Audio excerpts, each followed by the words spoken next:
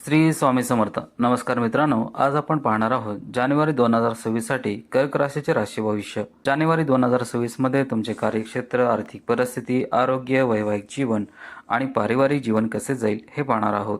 त्याचबरोबर उपाय देखील सांगणार आहे. व्हिडिओ शेवटपर्यंत पहा, तरच तुम्हाला उपाय काय आहे ते समजणार आहे. आणि त्याचबरोबर उमाशेखर आस्ट्रो चॅनलला सबस्क्राईब करायला विसरू नका. जानेवारी 2026च्या राशी भविष्यानुसार तुमच्या राशीत जन्मलेल्यांसाठी हा महिना मिश्र परिणाम घेऊन येईल. महिन्याच्या सुरुवातीला 4 ग्रह सूर्य, मंगळ, बुध आणि शुक्र हे 6व्या घरात असतील आणि 12व्या घरात वक्री गुरु आणि 9व्या घरात शनी यांचा त्यांच्यावर पूर्ण दृष्टिकोन असेल, ज्यामुळे आरोग्यात घट होऊ शकते. म्हणून तुम्हाला तुमच्या आरोग्याकडे लक्ष द्यावे लागेल. तसेच महिन्याच्या उत्तरार्धात जेव्हा हे ग्रह 7व्या घरात प्रवेश करतील तेव्हा कोणत्याही आरोग्य समस्या दूर होतील. वैवाहिक संबंधासाठी महिना चांगला असू शकतो.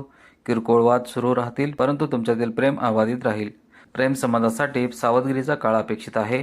तुम्हाला तुमच्या नातेसंबंध व्यवस्थापित करण्यासाठी बारकाईने लक्ष द्यावे लागेल. आर्थिक बाबीसाठी देखील तुमची दक्षता आवश्यक असेल.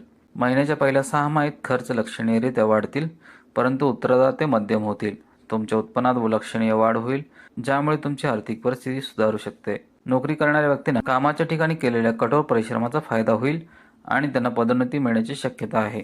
व्यावसायिकांना महिन्याची सुरुवात थोडीशी कमकुवत वाटेल, परंतु उत्तरार्धात फायदेशीर ठरू शकते.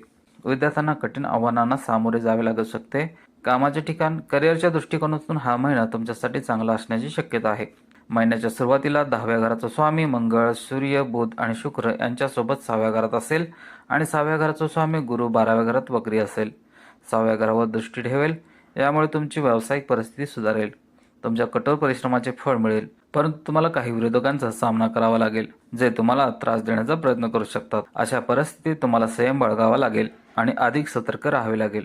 तुमच्या चांगल्या कामामुळे तुम्ही तुमचे स्थान सुरक्षित करू शकाल.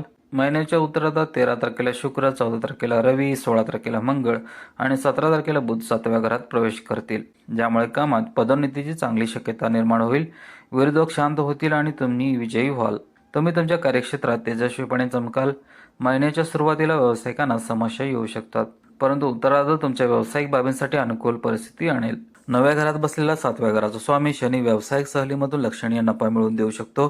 या व्यतिरिक्त परदेशी माध्यमातून व्यवसाय वाढवण्याच्या संधी मिळू शकतात. आर्थिक परिस्थिती, आर्थिक दृष्टिकोनातून या महिन्यात चढ उतार येण्याची शक्यता आहे. महिन्याचा पहिला भाग कमकुवत राहील, कारण सूर्य, मंगळ, बुध आणि शुक्र तुमच्या 6व्या घरात असतील. राहू संपूर्ण महिना 8व्या घरात राहील आणि गुरु 12व्या घरात वक्री असेल, ज्यामुळे तुमच्या खर्चात लक्षणीय वाढ होऊ शकते. जरी काही खर्च महत्त्वाचे असतील आणि सामान्य हितासाठी असतील तरी ते करण्यास तुम्ही कचरणार नाही, परंतु ते तुमच्या आर्थिक परिस्थितीवर नक्कीच परिणाम करतील. तसेच शनी संपूर्ण महिनाभर 9व्या घरात राहील, तिथून तुमच्या 11व्या घरात लक्ष ठेवेल. तुमचे उत्पन्न टिकून राहील याची खात्री करेल आणि तुम्हाला या आव्हानावर मात करण्याचा मार्ग सापडेल. महिन्याच्या उत्तरार्धात जेव्हा सूर्य, मंगळ, बुध आणि शुक्र हे 4 ग्रह तुमच्या 6व्या घरातून तुमच्या 7व्या घराकडे संक्रमणित करतील, तेव्हा खर्च अचानक कमी होतील, ज्यामुळे तुमची आर्थिक परिस्थिती सुधारण्यास मदत होईल. या काळात शेअर बाजारात गुंतवणूक करणे देखील फायदेशीर ठरेल. तसेच SIP मध्ये गुंतवणूक करणे देखील फायदेशीर ठरेल. या व्यतिरिक्त विद्यमान आर्थिक योजना तुम्हाला फायदेशीर ठरू शकतात. तुमच्या नोकरी आणि व्यवसायातूनही नफा होईल. आरोग्य, तुमच्या आरोग्याबद्दल बोलायचे झाले तर तुम्हाला त्याच्याकडे लक्ष देणे आवश्यक आहे, कारण महिन्याच्या सुरुवातीला सूर्य, मंगळ, बुध आणि शुक्र तुमच्या 6व्या घरात असतील. गुरु तुमच्या 12व्या घरात, राहू 8व्या घरात आणि केतू 2ऱ्या घरात वक्री असेल, ज्यामुळे आरोग्याच्या समस्या तुम्हाला सतत सतावत राहतील आणि आरोग्याच्या समस्या उद्भवतील.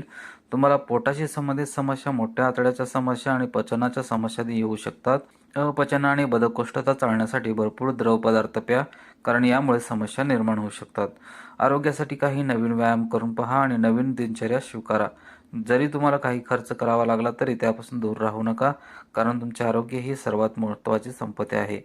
महिन्याच्या उत्तरार्धात जेव्हा 4 ग्रह तुमच्या 7व्या घरात प्रवेश करतात तेव्हा आरोग्याच्या समस्या काही प्रमाणात कमी होतील. तसेच 12व्या घरात बृहस्पती, 2ऱ्या घरात केतू, 2ऱ्या घरात आणि राहू 8व्या घरात असल्याने तुम्हाला तुमच्या आरोग्याकडे बारकाईने लक्ष द्यावे लागेल. लहान समस्याकडे दुर्लक्ष करू नका. वैवाहिक जीवन, विवाहित लोकांसाठी महिन्याची सुरुवात थोडी कठीण असू शकते. तुमच्या जोडीदारासोबत ताण वाढू शकतो आणि त्यांना आरोग्य समस्या येऊ शकतात. परंतु महिन्याचा उत्तरार्ध चांगला राहील. तुम्हाला तुमच्या जोडीदारासोबत लांबच्या प्रवासाला जाण्याची संधी मिळेल. तुम्ही एकमेकांना पुरेसे वेळ द्याल आणि एकमेकांच्या भावनांचा आदर कराल, ज्यामुळे तुमचे नाते सुधारेल. तुम्ही तुमच्या जोडीदारासोबत नवीन प्रकल्प सुरू करण्याचा देखील प्रयत्न करू शकता. कौटुंबिक जीवन. तुमच्या कौटुंबिक जीवनाचा विचार केला तर काही गोंधळ निर्माण होऊ शकतो. महिन्याच्या सुरुवातीला 4थ्या घराचा स्वामी मंगळ, सूर्य आणि बुध यांच्यासोबत 6व्या घरात असेल आणि शनी आणि गुरुच्या प्रभावाखाली असेल, ज्यामुळे कौटुंबिक कलह आणि संघर्ष होऊ शकतो. या व्यतिरिक्त मालमत्तेवरून वाद होण्याची शक्यता आहे. तुमच्या आईलाही आरोग्याच्या समस्यांचा त्रास होऊ शकतो आणि तुमच्या वडिलांनाही काही आरोग्यविषयक समस्यांना तोंड द्यावे लागू शकते.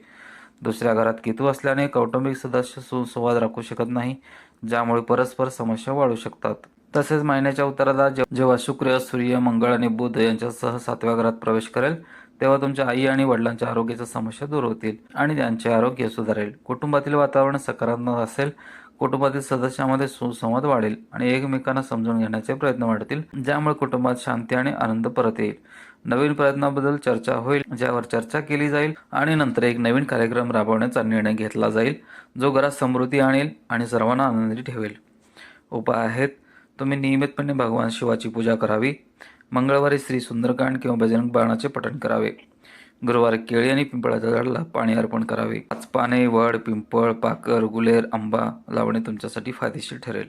व्हिडिओला नक्की लाईक करा, शेअर करा आणि उमाशेखर राष्ट्र चॅनलला सबस्क्राईब करायला विसरू नका. पुन्हा भेटू अशाच एका आध्यात्मिक आणि प्रेरणादायी माहितीच्या व्हिडिओसह. जय हिंद, जय महाराष्ट्र.